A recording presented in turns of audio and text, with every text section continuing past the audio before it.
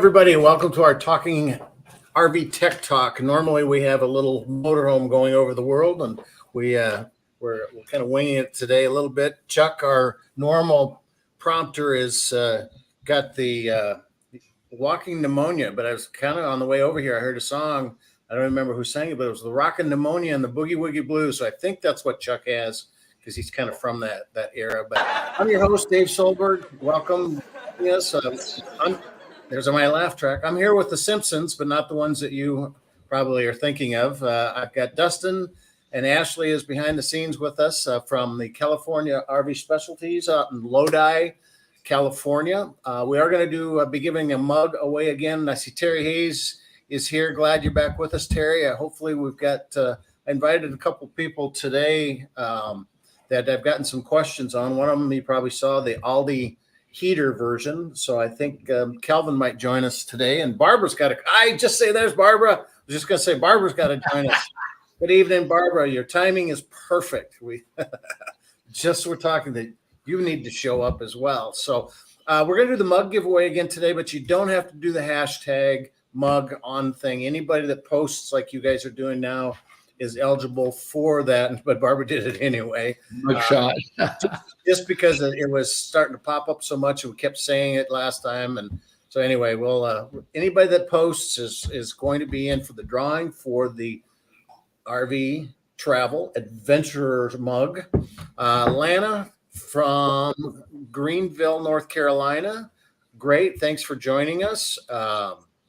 We've got John from Port Hope, Ontario, Canada. And John, how's the weather up there? I'm in northern Iowa, and we got our first snow, only a couple inches, but it still brings out all the crazy idiot drivers that forget that snow is slippery. And the temperature got down into 13, I think was the low, and a high of 24. So Terry was in the hospital last couple weeks. So sorry to hear that. Hope you're doing better. And I was telling you earlier that Chuck is also sick. He's got the pneumonia and the Boogie Woogie Blues, walking pneumonia. Sorry, I had to do that. Lana has rain in South Carolina. That's cool. So anyway, Dustin and I were just talking a little bit about I thought maybe we would get some questions on winterizing, and Dustin said, "What's that?" So out in California, they really don't have too much of that going on. But boy, I tell you, this last week we had some people scrambling to try and get the water out of their John Bell's got cold and light snow. That's kind of what we did. It was funny. I had to actually shovel my yard today. We inherited a little Jack Russell Terrier. My father-in-law had a rescue dog, and this summer he passed away, and his biggest concern was what's going to happen to Eddie. And so we inherited Eddie, and he's our buddy now, but he does not like the snow, and he's a little prancy in there and tickles his tummy. And so last day here, I had to shovel the whole front yard for him to go out and poop and potty. So there's another fun thing that you don't have to do in California, shovel your yard. All right, so we got Stanley from Georgia. We just shoveled the homeless out of the way. There you go. So I got Barbara. Question: seeing debate on Facebook when in transit, full or partial gray tank? If partial, how much? I generally use about a quarter. When I traveled a lot, I didn't really put much in the gray water tank, mostly because it's shower water. It's fairly clean. I would dump that beforehand because I wouldn't want the extra weight of that. Now, I do recommend leaving the black water tank. Don't dump that until it gets about a half full, whether you're driving or whatever. You want those chemicals in there to work. You want to be able to dissolve or digest those solids that are in there. So that's an important thing to do, so that you're not drying that out and not allowing it to work. But I've never really traveled with gray water, unless I couldn't find something to dump it with. So I typically don't see any advantage of keeping it in there, because again, it's a lot cleaner water. So you're not putting chemicals in there to do it. So Dustin, you got any experience with that? I would say keep 3 to 5 gallons of water in each tank, and then throw like a gray tank chemical in there. That way it can just kind of move around and help clean up the sensors and get all the sludge and stuff out of the tank. And that way it'll slosh back and forth. Same thing with the black. It's good. It's good either way. I mean, it would be if you're going to use some like dry dump valve drain lube, I'd put some dump valve drain lube in there too in both tanks. And yep, depends on how far you're traveling. That is true. And I've got actually. Yeah, drain lube. Yep. We use that stuff all the time. Drain valve lubricant. There's other companies out there too. I've been a big fan of Thedford. So I have a question here from Terry. I wanted to go back to the question I asked. Did he ask one? Did I miss one? I'm just scrolling back up. Terry, sorry I missed her. I spent okay. Anyway, sorry if I missed it, Terry. My RV has a generator prepped. I wired the wind generator to the wires in the generator compartment. The wires in the generator compartment go to the transfer switch. Okay. So and you don't have the make and model of the RV, but transfer switch, then you've obviously got a motorized in there. So you've got the generator. And what a transfer switch does is the very basics of the electrical system is you've got a shoreline cord that goes up and hooks into your distribution center, basically. And your distribution center is going to look like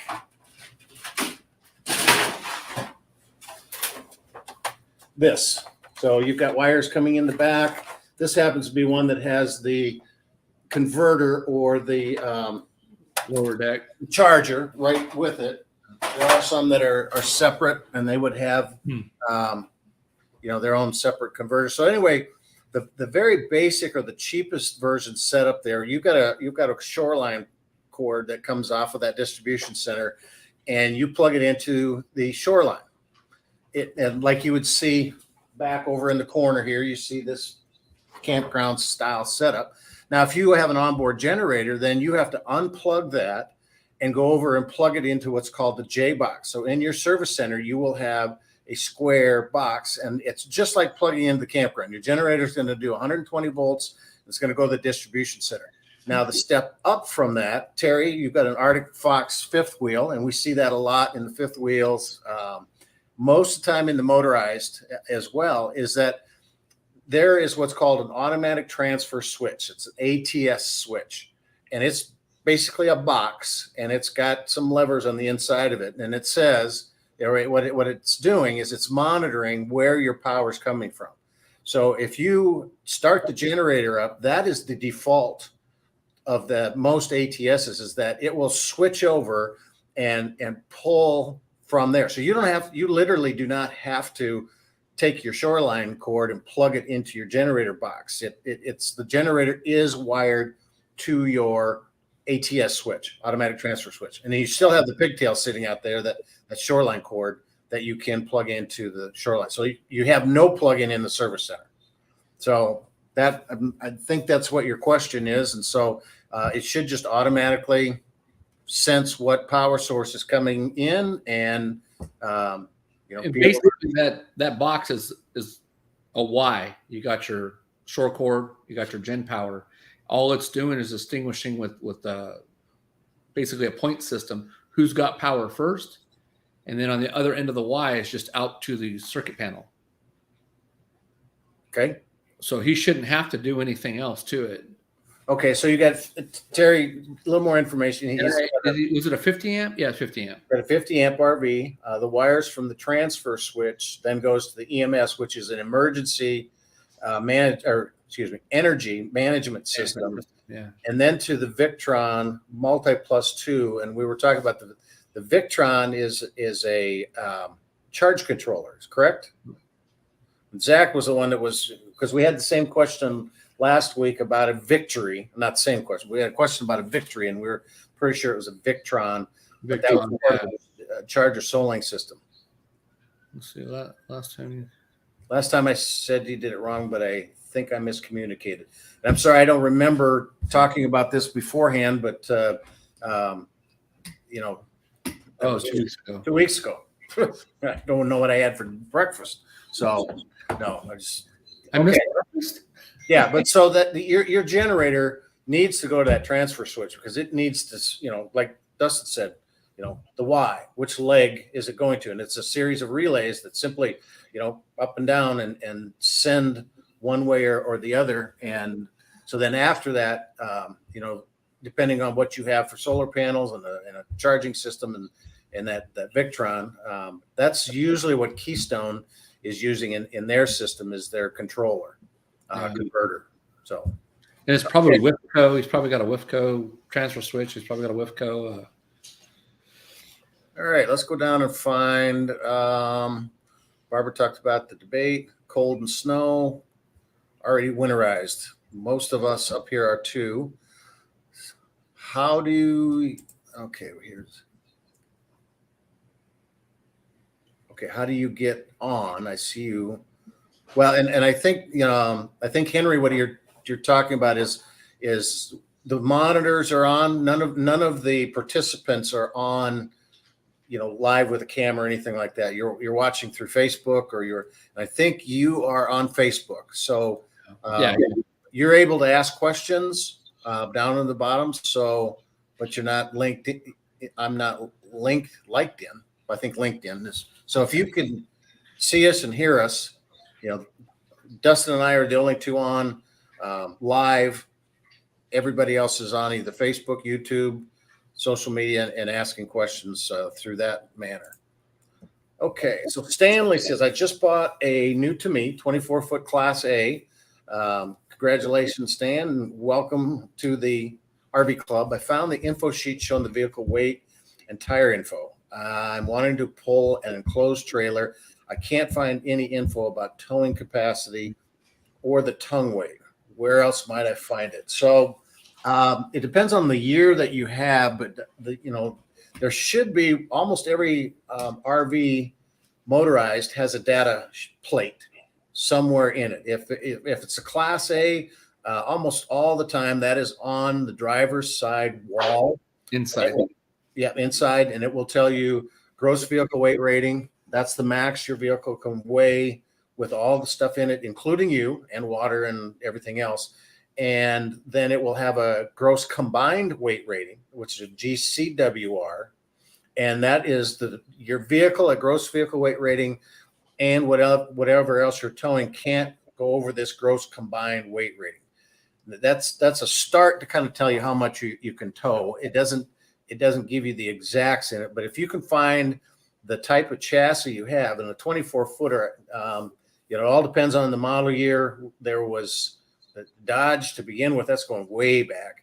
Then the Chevrolet came out, and then the 1974, I believe, the Chevrolet came out. 1989, the Ford came out, and Workhorse then bought the Chevrolet division, and then Workhorse went out of business. I think it was somewhere around 2010. The economy tanked. And so Ford is the only one out there. But if you can find your Ford and find the gross vehicle weight rating, then you should be able to find a towing capacity of it. If it's 24 foot and it's within the last 10 years, most of those are about 5,000 pounds. But don't take me on that. Another way you should be able to tell if there's a factory installed hitch on that, then that should be stamped on there is the maximum weight and the tongue weight on that. So find your chassis. You should be able to go in and find chassis manuals online. You can send me a question as long as you give me the make, the model, the year, and then and then we can. And if you can find the chassis, because there are sometimes you can buy, like this little 24-footer, you could buy it at 16,000 pound GVWR. You could get it at 18,000 pounds. Normally on a short one like that, you wouldn't go much higher than that. But, there were some chassis options that give you a little bit of flexibility. Last time you said. I see Stanley bought a Workhorse chassis, but he didn't say what kind of motorhome it was. Okay. He just said it was a Class A. He didn't say what brand. I'm slowly scrolling. So Yeah. Terry's provided more information here. He's got 2002 Flare Light. Okay. Okay, and with a Workhorse chassis, so you probably have either the 16,000 or the 18,000 pound chassis, GVWR chassis with that. And like I say, if you can get that chassis, then I can look it up. I've got the chassis manuals. I can look it up and see what your towing capacity is. So then Terry has got the 900 watt solar with a Victron solar with a battery. You're set to go dry camping for a long time. Henry wants to know if the sky is blue. Not here because we got a whole bunch of snow and there's a bunch of clouds out there. So it's kind of a hazy shade of gray here. Blew outside my window. And Terry received the coffee mug. He used last week camping. Again, we're giving away a coffee mug. And anybody that posts today will be in the drawing. You don't have to do the hashtag thing today because we got a ton of those. And I have enough trouble scrolling through this, looking at stuff without the dog in the back. Oh, hi. What's the dog's name? Oh, that's Hitch. Hitch. And then the other one is RV. Hitch and RV. That's pretty good. Okay. Sorry, everybody. I haven't looked at the hitch, said Stanley. And John says, I have a Coachman Class C, and the gasket squeaks between the cab, roof, and the RV. Yep. Yes, it does. And a common, yeah. Yeah. Dry silicone spray lube? Yeah. Go ahead and how would you fix that? Dry silicone spray lube. We've added some silicone to them. Sometimes we've replaced the gaskets if we were able to get to them. Check to make sure that that nothing's loose on the body mounts for the coach to the cab. Make sure that the cab's not loose. And sometimes it's just a characteristic of the shake of the coach. Yeah. It's a challenge with the Class C because you've got the cab from the chassis manufacturer. And if you have a slide out in there and the slide out's moving or shaking. Yep. And then you've got your overhead and the weight of that. And, some of these put these massive big beds in there. And eventually what happens is, and it's fastened all the way around the opening of that cab, but it's all covered up most of the time. Now, sometimes you might be able to take the mattress off of it, take a look and see if there's a false floor and what's fastening that. I know that we've had some that have leaked in the past. And what we did is we basically tore it apart up on the top of it and tried to raise the roof enough to get some more sealant, a rubber seal up in there, because that's normally what's in there is a rubber gasket. And it's just gasket squeaks. So, it might not be just the gasket. It might be the fasteners loosen up. And when I say fasteners, it's screws. And we've come back in the past and literally bolted a few of those down, put a little plate on the inside because it's rotten around the base. Remember the metal that would clip against it? Mm-hmm. And sometimes the metal would get wet and it would loosen the clips, and then you would hear like a squeak of that. Yeah. So we've had to squirt some silicone and stuff, get up in there the best you can and inject it with some silicone just to try to keep it from doing that. Yeah, there's no easy fix on those. It's just trial and error to trying to figure out what's causing all that. Yeah. So Brett says, when extending or retracting the slide outs, when should I release the button? I usually count 3 seconds after the slides fully extend or retract before releasing the button. Am I damaging the hydraulic motor holding for that long? Go ahead, Dustin. Slide outs have changed over the years, but I've been doing it for 25 years now. What I was always instructing my owners or customers is run the rim out about 95% of the way and then just bump it to let it rest up against it. You don't want to rely on, whether it's a clutching or it's a motor, or even some of them have like a stop switch or a button switch or a sales type switch that, it hits up and shuts off. I've just seen too many walls crack or too many horseshoes get, we refer to the wood around the slide out as a horseshoe, and we've seen too many of them just get destroyed. So, I'd go 95% of the way out, just bump it and let it rest out. Yep. If you're holding the button, if it's like a Swintech and you're holding the button, that's fine. But if it's hydraulic, be careful of it. Yeah, I would say 100% on hydraulic. Do exactly like you said. Schwintech, on the other hand, is a company that has two motors up in each side of the wall, and it's electric, and it slides that room out. And if you have a heavy side on one side of the slide that has, let's say, a refrigerator or a wooden dinette or something, and you got a light side on the other side, the motor on this side is going to work harder and be slower than the light side, and they get out of sync. So Schwintech recommends that you push that button and you hold it till the actual room comes out and the motor stops. Yeah, it recalibrates. That will sync those two in, and that's been a big problem with the Schwintech, because people feel that, oh my gosh, the motor's going, and then when it stops, I just ruined the motor. No, it's got a clutch inside that's designed to sync those up and then stop it when it does it. But what happens is it gets worse and worse and worse, and then eventually it's so out of sync that it doesn't work, and they take it back into the dealer, and the dealers are trained that they're not trained, but they got the mindset that these things are no good. And so, it's a Schwintech, you got to replace the motors, and they're replacing these motors like crazy. And it's like, no, nothing wrong with the motor, but you got to make sure it's a Schwintech. And the way to do that is you look at the outside. When you extend that room out, on the top and the bottom, you will have gears.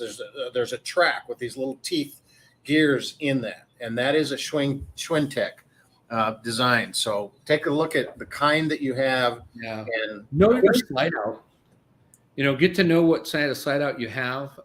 We have an owner that got checked in today. I don't remember what year of Grand Design Reflection it is. I want to say it's 2 years old, maybe. She's had it at 6 different shops, and they've just thrown everything at it. They've thrown a whole new system in it. They've thrown motors at it. She's been told the wall's been cut out of whack. So we're going to look at it tomorrow and figure out what's going on. But she was so frustrated. It's like, just tell me what's wrong so we can fix it, or we're going to get rid of it. Learn what kind of Slideout you have. For those of you guys who are watching, it's real important if you go out to a campground and you get stuck, and if you're not mechanically, or if you're physically unable to handle it, when you call, in a situation like this, if the room was stuck out, if you're calling a mobile tech, you want to know what you have, because that person may or may not be trained to be able to help you. Well, in Lippert owns 90% of the slide room mechanisms anymore. They bought Power Gear, they bought Quickie, they bought the only thing Power Gear. I think the only thing they don't own currently is HWH, and not many people put that in anymore. But they have a phenomenal site. If you go to lci1.com and go to their tech support, their learning center, they have a technician's certification program and an owner's certification program, and they have every single slide room mechanism and a very, very well detailed videos and manuals and troubleshooting and maintenance. And I tell anybody that has a Schwintech, especially, go to that, because there are so many little things that you can do that will reduce the amount of breakdowns that you have. And you're right, you have to know what your mechanism is. And the issues that we've been seeing, for those of you watching, and we're talking about Schwintech, the stuff that I've been seeing on my end is mostly been on travel trailers and fifth wheels. And I still come back to Dave, where I think it's the jarring of the units, the suspension, because most of the motorhomes that have the Schwintechs, they very seldom have the problems that the towable units are having. Well, and I'm still a big proponent. Level the coach, stabilize it first. And I do think it's ironic, because I had somebody write in, I think it was last week, maybe the week before, that their slide room, if they level and secure it, the room just squeaks and cracks and binds all the. If they don't level it, it runs fine. That's like, I've never, every mechanism has said that. So that tells me that unit is out of alignment somehow. And a lot of the stuff too is that you gotta remember, you are cutting a massive hole in the sidewall of that unit, and you're taking out a lot of structure. And I've seen some really, really funky sidewalls bowing and sagging, and eventually after time. So we've had frames become out of camber and everything from them. So Lana says we have a 26-foot Class C, and is yours squeaking between the cab and the roof? If not, tell John how to stop his. You've got a slight warp in the top door, a small warp in the top door. In the entry door? So I'm if it's the entry door, I think that's yeah, what we've always done with an entry door is we got a pretty high-tech piece of wood that we call a 2x4, and basically what we do, the thing about it, the door is it's usually, I mean, today most everybody's buying their doors from Lippert or somebody out there. There are some people that are still making their own. I think Winnebago makes theirs on. You said yes. Models up to a certain point, not the front entry stuff. Most of those, MCD is a big door company on the diesel pushers, but your Class C is probably just the same material as the sidewall, which is block foam, and Luan on each side with an aluminum framework around it. So it's fairly easy for that to get twisted in there. So wherever your point is warped out, put a 2x4 down below it and push the door. Yeah. That's what we've always done. And that's alter it. Yeah. You're going to be able to bend that framework and just do it slightly, and see how it's coming in. I wonder if she has a hydraulic shock at the door, to help kick it out. And if it's too strong or it's not positioned right. You got an underlying shock. Yeah. Maybe try taking the shock off. So if it'll have a ball mount where it just pops up. So just pull it loose, or it'll have a clip and it'll release. So Lena, pull that loose, shut the door and see if it's still. So no shock. Okay. So it's not the entrance door. And when you're saying that the top door on a Class C, where's it at? What door? Let's see. Where do we go? No. I'm repeat the website for slide. Okay, John, I'm going to do this real quick. John says, repeat the website for slides. And it was Lippert, and their website is LCI1, Lippert Components Incorporated 1.com. And then you'll see where the tech support one is. So top of the entry door. I'm going to scroll back down and make sure. We're jumping around a little bit here, but we got some extra stuff. So Henry, and we'll come back to Lana's once I get down towards the bottom here. The AC noise, any ideas for cutting the sound while sleeping or just use the fan? Go ahead, Dustin. Oh gosh, I'm having a pre-senior moment. The My Air or the ducted, we put them in all the time. I can't think of it. The airflow.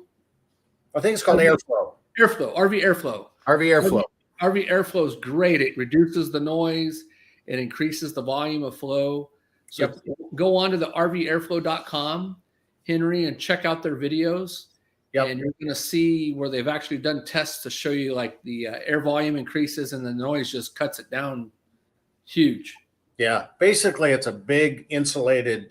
It's like an intake manifold. Yeah, exactly. It's like putting a bank system in where you're diverting the flow directly where it's going, but you're also then covering up the noise of the compressor and the motor and the fans up in the top of it. So you can make your own, I think, but they're not that expensive. I think they're about $100 or less than that. So that's what definitely I would do that.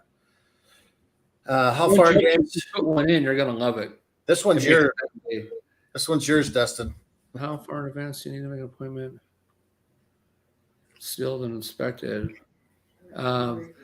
So right now we're at, I think, the first week of February, but we call Thursday, Friday, the week before to confirm all the appointments. So if you want to check in on like Monday, Tuesdays, you can see if we have any cancellations to squeeze you in. So as far as like inspecting the sealants and the roof, we don't charge for that. We do it as a courtesy. We also do our multi-point, or not multi-point, but our exterior evaluation too. If you're just having us look at it, just give us a call back. If you're not going to plan on dropping it off and having us do any work, just give us a shout and let us know when you're going to be in the area. we'll squeeze that in. So it's no big deal. All right. Bill King. Well, now you're going to get 8,000 people coming into yours.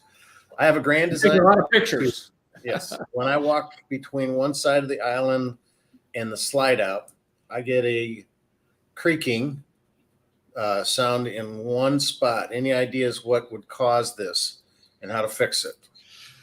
So they're all susceptible for noises when you're walking around in them. It could just be the wood, flexed or changed because of the temperatures inside the coach. Could be a carriage bolt that's backed off or didn't get tightened down. Could be something that broke loose. Could be, again, depending on if the slide outs are in or out and the flexing of the frame or the flexing of the coach. I mean, it's a lot of stuff. If you can kind of get underneath, and you would have to literally, open up the underbelly to get up in there to try to come up with a fix. And it may be an area that you don't want to try to tackle that. It's a characteristic. You may want to just live with it. Yeah. Well, and if I remember correctly, Grand Design has 16-inch on center, joists or and trusses on the bottom of that. And and I'm not sure with the Solitude, but you've got a Luan and you've got a block foam and perimeter framework and some framework in the center of that. And then another Luan piece on the top of it. And, I would, and that's all fastened to those trusses out. And if it's a center island, wherever they cut it to plummet, that might have weakened that area, which is causing that squeak. Yep. And I have seen where the block foam in the center of that has actually broken down. Yeah. More on the motorized, or if you get a leak somewhere, that's happened. The motorized it's pretty common for people to leave their RVs running, idling, and the heat from your exhaust that's running on the underside of that will sometimes do some pretty good damage to the flooring section of those two. So that's something that you need to take a look at. Motorized, we had some issues just years ago, but it kind of applies to a little bit of everything. Alpha Leisure, which made like the Alpha Sias and the Alpha Golds, they had a styrofoam roof, and inside it had like 4x4 cores that were all the way through a couple different sections that would go front to back of the whole unit, and that's where they ran all their wiring through. Okay. Well, the units, when people would do a lot of idling or they were parked and they would sit there and turn it on and just let it run to, say, charge the batteries or whatever, just operate it. If they had an air conditioner on or a heat pump on or a fan on, it would actually pull the exhaust through the back cap and through the roof and would come out and stain around all the lights and all the vents and rear TVs. And so we fixed it, but just another thing to think about when you're idling like that. So here's Terry again, says, so the Arctic Fox, it's electric bedroom slide, no visible rails, under the bed, totally enclosed. Notice a single rail like a rack. So that's typically going to be a lippert above the floor. It could be a quickie, but most of the time in the bedroom slides, they use just a single rail. And I think if you were to pull that bed up, and there should be a false flooring on that thing, kind of a center runner, little box type of thing. And it's just a single rail. So if you go onto that Lippert site again, lci1.com, look for the above floor electric slide, either the quickie or the Lippert version of them. I'm not sure. 2019 probably is Lippert because I think they bought them, and I don't know that they offer the quickie anymore versus theirs. But so that would be just a above the floor rail slide. Yeah, and it's good to get into that area every once in a while and check to make sure nothing's coming loose. There's some of them you don't have to lube them, but we still recommend that you get in there every so often and lube it and check everything. Okay. So here, Lana says top of door entry. Okay, so you got the full length entry door, and the top of it is warped, and so I would put a 2x4 right at the striker bolt, shut the door, put it into the opening, shut the door into it so the wood's against the frame, and that way you're going to have an 1.5 inch gap at the top, or if you turn it sideways, and then just push that top corner just lightly, and then you'll see it'll start to move in it. Make sure that none of your hinges are loose.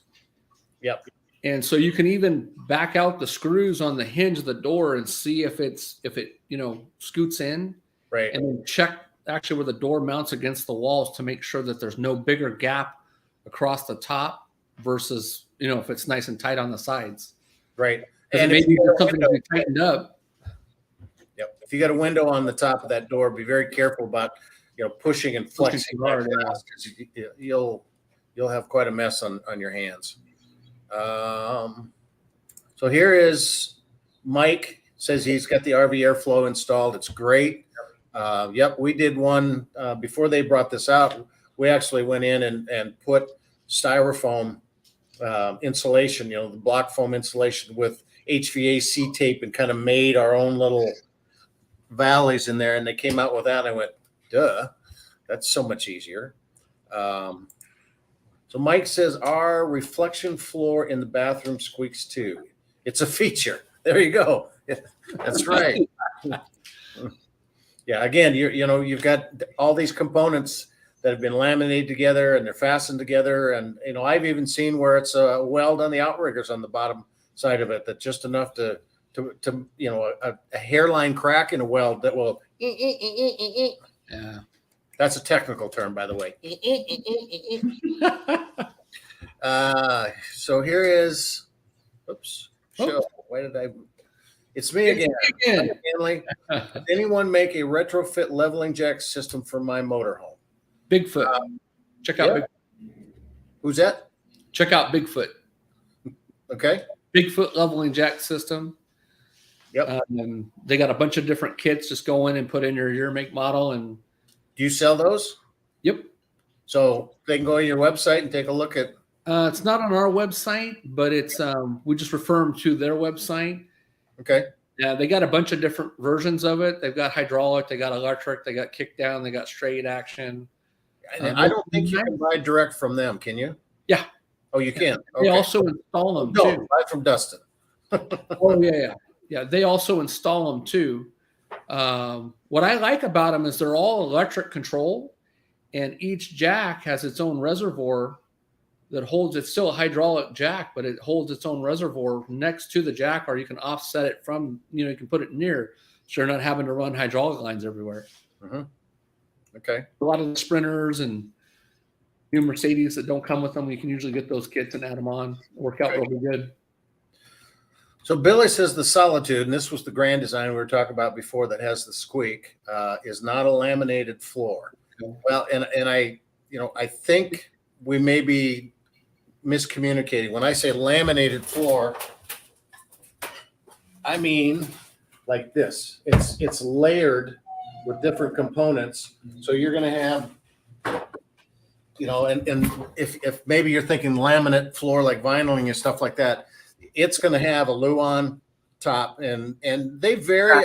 Some of them are only an 1/8 inch thick, and then they've got the block foam insulation, and then they're all sandwich designed. And when I say laminated, I mean adhesive between the layers, and then they're either vacuum bonded or pinch rolled to make a laminated floor. And not that it's laminate, but so it could be one of those moving. I've seen where you get a little bit of delamination, in between those layers, and it starts to squeak a little bit. But if it's a high pitched metal on metal, chances are, I would get underneath, go to Harbor Freight, get one of those stethoscopes that, you can isolate with and have somebody walk around. So and he says it's when the the slides are out. So, that's kind of telling me that's got to be something in that outriggers, that underbelly section that you get in, which brings up something I want to do. Let's do the cool tools, since that stethoscope thing came up. Each week we're going to feature, I do a seminar called Cool RV Tools and Gadgets, and I've got this big old tool bag full of stuff that I take out to each one of them. And so last week we did the magnetizer. This week I've got a new one, and this is called Kilowatt. And Kilowatt, you can get it at just about any home improvement store. I got this one at Walmart, actually, years ago. And what Kilowatt will do is you plug it in to an outlet somewhere in your RV, and it helps you tell how many watts your appliances are taking. It tells you how many amps it's going to draw. And the important thing with that is, when you're normally using your RV, you know that the air conditioner is going to draw about 14 amps. The refrigerator is going to draw 8, so you've got the basics of that. But if you're on a 30 amp circuit, well, what about your toaster? What about your coffee maker? What about your hot plate or your air fryer? Any of these appliances that you bring in, it's important to understand how much that takes. And the more of the appliances that have a heat coil, like a toaster, or, I've got here a heater. This is, those heaters, they draw a ton. Now, this happens to be a heat gun. So this is going to kind of simulate what the ceramic heater would do. And those are really going to be pretty heavy. And the joke I run with this is a heat gun. I thought it was a hair dryer, and that's why I'm missing all this hair up there. But I'm going to plug this in, and I know you guys can't see it here, but I want to demonstrate the fact you just plug it into an outlet like we showed beforehand. I'm going to plug this in. So I see right now I got 121 volts coming through this. Now watch what happens when I turn this heat gun on. That's on the high side. Look how it dropped down to 109. So now I'm going to go on my amps. Look at that, 11 amps. So in my opinion, it's really important to, understand your energy management and what those things that you're plugging in, curling irons, and, this is on the far side, but it's not too much different than one of those little ceramic heaters. So again, that is our cool tools section. I like this graphic. I designed it myself, so I'm going to put it up again because I have the button. I like that. All right. Sawtooth is not unlimited. Bigfoot. Okay. So here is another one that came from John. Looking at reverse osmosis system for the Class C. Do you think that it will hold up on the road? Earthquakes, any brand recommendations? You guys sell anything out there? Not too much. I mean, it's real rare that somebody comes in and does it. I mean, they're not, most of the campgrounds that we're around are pretty clean water, and they're off well water and city water, stuff like that. So, yeah. Well, there's kits that we've put in for people, but I don't remember the brand names. They were like a three filter type system. And Omni has some, there's a lot of residential stuff out there that it can work, but the challenge you have, first of all, is when you get into a campground, you're going to have hard water. You're going to have well water. So you'll have calcium, rust, lime, and some of these reverse osmosis systems, they need to dump out a gallon of water to produce a gallon of RO water. That's their operating method. And of that hard water, that calcium is constantly plugging these things up because it's, normally using city water that's not quite so hard, but it's doing reverse osmosis. Now, one of the things that I would recommend, I got a couple samples here of Clear Source, and I can't pull them out right now because they're in a box.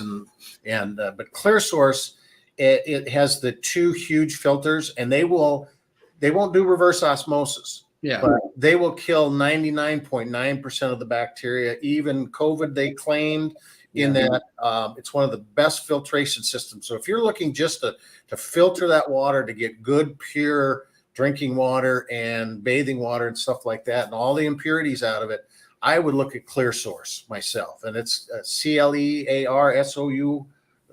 SC. I wonder if I've got it. I don't have even the manual for it because I pulled it out, but hopefully, and I would do a little bit of research. If Tony hasn't done a review on it yet, we'll get a review going on it and post it on the site. They got 2 versions. They got several versions, but 2 main versions. One is if you want to take river water, bring it in and clean it and put it in. It's got its own onboard pump and everything. And the other one is a standalone that you would bring a hose from a city source and run it into your rig. But it's very impressive. I have not had the chance to use it yet, mostly because I just got these here a little bit ago, and the weather has not been conducive to go out and test water at this point, unless you're making a drink, because it's ice anymore. I had a famous Christian music artist come in with his motorhome or his fifth wheel, and he had about a $10,000 water purification system built to his fifth wheel. And, you know, he told us, he said, I could throw it in a swamp water and drink clean water out of it. So, I mean, there's some good stuff out there, but yeah, you know, anytime you're hooked up to water, use a filter, use a good filter. Exactly. So Mike wants to know if my seminars and cool tools are available to the public. They haven't. And it really, how it came about is I do seminars at shows around the country, and they're starting to pick back up again. And I was out in California, and I was showing somebody a multimeter and a couple other things for the electrical ones. And after the seminar, one of the Winnebago club members came up that knew I had worked at Winnebago, and we were talking. He goes, I bet you got a bunch of cool tools. And I went, I do. I have all, you know, I had a gas station before this. And so I came from an automotive background. You know, one of my favorite tools when I was growing up with cars was the gum wrapper that when you blew a fuse, you put the aluminum gum wrapper. They don't even make those anymore. And you could get your fuse to work, or your whatever electrical system to work with a gum wrapper, because it would close your circuit. So anyway, and that's why. Yeah. So I just threw everything in a toolbox and just kind of went through the whole thing. So I haven't really put a formal seminar together on the websites or anything like that. That's why we thought, well, let's do this. So we're just going to keep featuring one of these, and then we'll take the clip out and hopefully eventually turn it into something. Last week, yeah. Dustin, what was it you brought out? Oh, we brought out a whole bunch of stuff. We didn't really get time to get to it, but testers, cocking guns. I mean, and talk about cool tools. You know, a friend of mine called me up a while back. He says, "Oh, I forgot that you do RV and you do automotive." And I said, "Man, my grandfather was a tool and die man for National Can." I says, "I've got machinist tools, I've got welding tools, I've got cutting tools, we've got painting. I mean, you name it, we've got it." And I said, you know, other than going and getting a Bobcat, you know, so we've got it. Yep. You know, plasma cutters and welders and aluminum welders. I mean, you name it. There's a lot of stuff to be able to take care of these RVs. So CT says, I use a 1500 watt space heater to put a load on my generator when I exercise it. Is that enough of a load? It's an Onan 4000. It's probably not. I would say, you know, you want to get somewhere like I just showed you there. That's going to do 11 amps. So, you know, I know people that have gone in, they'll go once a month, they'll go in, they'll turn their generator on, run a couple space heaters and watch a movie. Now you do 2 space heaters, then it's going to be a lot better. Yeah. But you want to get that load up, and you want to get that RPM and have it working to the point where, you know, you're at least half a load, half a maximum on that generator, or 15 amps. Throw a bag of popcorn in the microwave. Yep. So just I would need it just a little bit more. Yeah. So Joe has a 2014 Landmark Key Largo fifth wheel. The slide with the fridge has started dragging on the tile floor on the way out. The wood molding has pulled off on one side due to this problem. So I'm not sure what type. Again, it all goes back into what kind of mechanism you have in these units. And I got a lady this morning sent a question on a under rail. Yeah, under frame rail slide. Yeah, you know, she has a hydraulic. She's got the same thing happening with hers. Now, Winnebago puts a shoe, they call it, or a gasket on the entire bottom section. So when the room goes out, the weight of the room is on the hydraulic rams of this HWH system, and that front part that slides, you know, in and out from the inside of the coach has this plastic half curved shoe that it's supposed to slide on. And that is not supposed to, you know, tear up anything in there. Now, again, depending on the slide with the fridge that you have, it could be, you know, a cable slide. It could be the Schwintech. It could be, the rams, above floor, through the frame. There's so many different things, but it could be a roller issue, could be a deck issue, could be right. a side issue. So the first thing I would do is I would pull the room out and take a look at the rollers. Now, according to Lippert, that you need a roller 6 inches from the opening on each side, and then a roller every 24 to 28 inches from that. And those rollers are supposed to take all the weight of that rig in and out. Now, if the unit could be misaligned, and again, are you leveling and securing this coach before you do it? Because if you're not, the frame twists, the sidewall twists, and you're going to get a bad drawer and a dresser effect out of these things, and that could be tearing your molding off. But and there could be a Teflon glide in there that's broken or that's moved. Some of the slide outs don't necessarily have a floor roller that sets above floor. Some of them are indented in the floor, and then they will bend, and then the roller will actually not carry the weight like it's supposed to. Some of them will be embedded in the bottom of the floor of the slide out and will roll above the floor. So there's a bunch of different designs. So that's again, knowing what brand and slide out and where those are located, how to lube them, how to lube the seals. All that stuff. Get inside and just take a little bit of a crowbar and raise the floor up and look underneath with a flashlight. Is there anything underneath there? It's amazing. The thing, block of wood. Yeah. It's amazing what can get under there. And something that we forgot to mention was, when we're advising you guys on different things to try to do, like the block of wood on the door or this, crowbar on the floor, please be careful, be safe, make sure you're wearing the proper equipment, eyes, hands, ears if you need it. If we're advising you to do something, again, we're not able to see what you're talking about. So we want you to be careful that you don't hurt yourself. So, I don't know if you have anything more to say too on that, Dave, but it's like a disclaimer, be safe when you're operating. If it's something that you think that is beyond your skill level, take it to your RV repair technicians. That's a good point. We have a disclaimer on the site, and we're going to have one on this site too that says the information that we're giving is coming from 25 years, 35 years of us doing it, and some of it's been trial and error. But I always bring in an RVIA certified master mechanic when I start looking at electrical and propane and those type of things. Know your abilities. Take what we're giving you as suggestions, but not running out spending thousands of dollars on certain things, or trying to hook up your generator yourself without getting a wiring diagram and having the skills to do it. So please be careful about that. We are running right now. We got about 7 minutes left, and we want to do the mug thing. So if Ashley, I think, sent me a little private message there and said we're going to start our little countdown, and those of you that have put your name in here, she's going to spin the wheel, Vanna. I'd like to buy a vowel.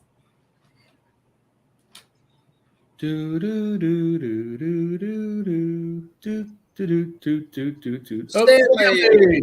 All right, Stanley. So what we need you to do is just to send Chuck your information. So it's chuck@rvtravel.com. Send your email address, and then you guys can make arrangements to send out your mug like this, and you can use it to go camping. So wrong side. Right. Thanks, Dave. So here is where CT said I did 2 space heaters yesterday, and it flipped the switch. So you're going to need to do 2 space heaters on different outlets, because you're only going to be able to run about 20 amp on an outlet, on a breaker, and maybe even less than that. And if you got anything else on that system, so take a look at your control panel and see what is gained to all that stuff. So you should have one set that's GFCI. Which would be your bathroom, your kitchen, anything close to a water source. And then you should have like the bedroom, other places that are on a different switch, not on the GFCI. And turn on your fans, turn on your water heater, turn on your furnace, cycle and use everything. You know, that at that time, Well, when you're going out there, operate all your gas one valves. caution, if you don't have water in your water heater, don't turn on your water heater. Right. Because then, and chances, you know, depending on what area of the country you're in, but if you turn an electric side of the water heater on with no water in it, you'll ruin the unit. So be careful about that. If you've winterized, we don't do that in California. I know, but we don't know where he's at. John says, thank you, John. I really appreciate you coming out. 2 space heaters. I missed one somewhere. Yeah.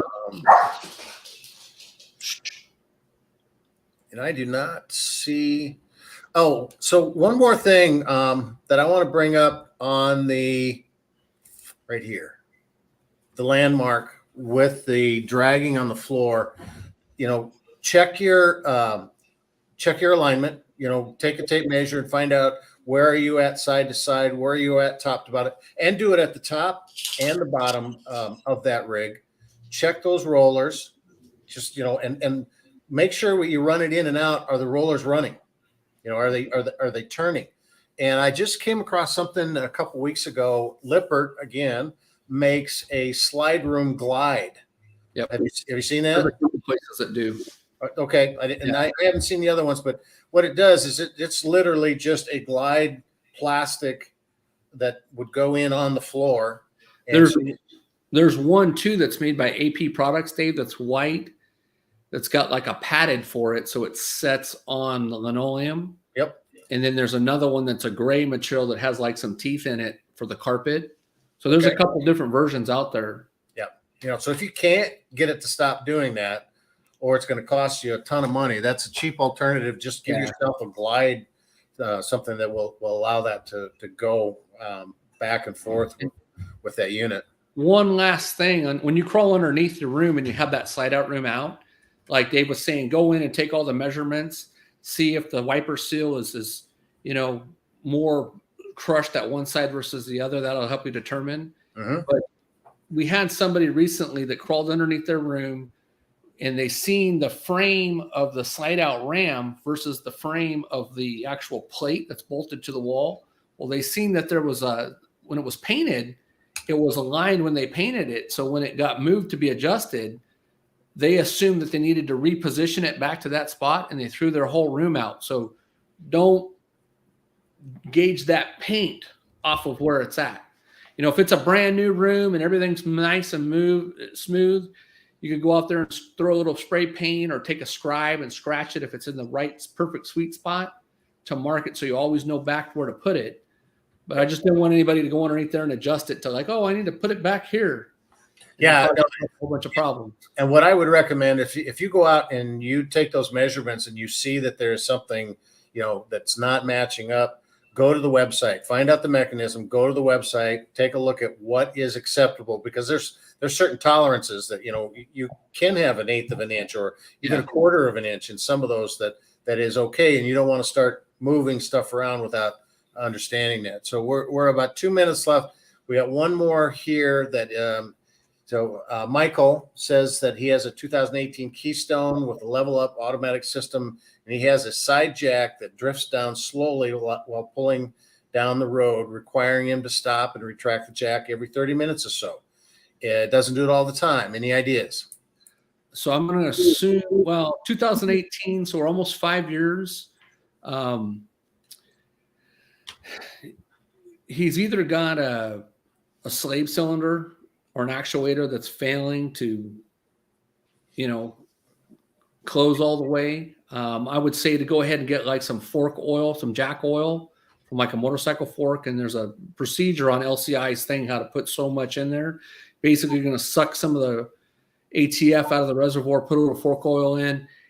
The system's designed so it's pressure in, pressure out. So it's just going to constantly, you know, keep revolving like a radiator would.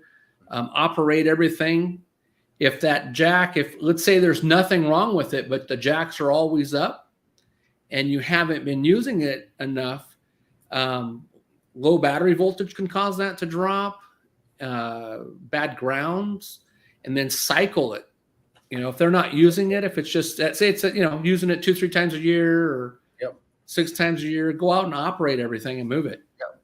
So in Lippert's troubleshooting guide, Yep. you know, I just went through all their certification here recently, and this was in one of them. The very first thing when you have a jack issue like this, where it won't retract or it goes down automatically, the very first thing, check the fluid level. Yep. Of that unit, you know, so you go in, you look at that, and if the fluid level is low, when they're retracted, yep, and chances are you probably have air in the line. Then if the fluid level is low, look at their bleed procedure, and it's possible, like you say, when you pull in some of that ATF, you know, the fork oil, you know, oil breaks down, and you got a 5-year-old coach, and why doesn't do it every time? Well, that's the gremlins. That I call them, that, you know, sometimes it does it, sometimes it doesn't. I would say it probably has something to do with temperature, you know, because the colder the temperature, or lower the temperature gets, the more those seals dry up, you know. So if it is a slave cylinder or whatever, but, you know, even temperature affects fluids as well. So look at what the ambient temperature is, how you were driving. So we're getting our Academy Award. Wrap it up. Don't bust any lines loose because they're high pressure. No, look at those things, and then after that, go to Lippert LCI and take a look at that procedure, like Dustin said. So, with that, thanks everybody. I appreciate you coming out. So we've got some new people, CT and Lana, and thanks for the questions. Keep reading the articles, rvtravel.com. Every day is coming out. And if you've got any questions, make sure you send them to Dustin or myself, and we will answer everybody. So with that, have a great weekend. Hopefully have a wonderful Thanksgiving with your families, and appreciate you coming out. Yep. Thank you, everybody.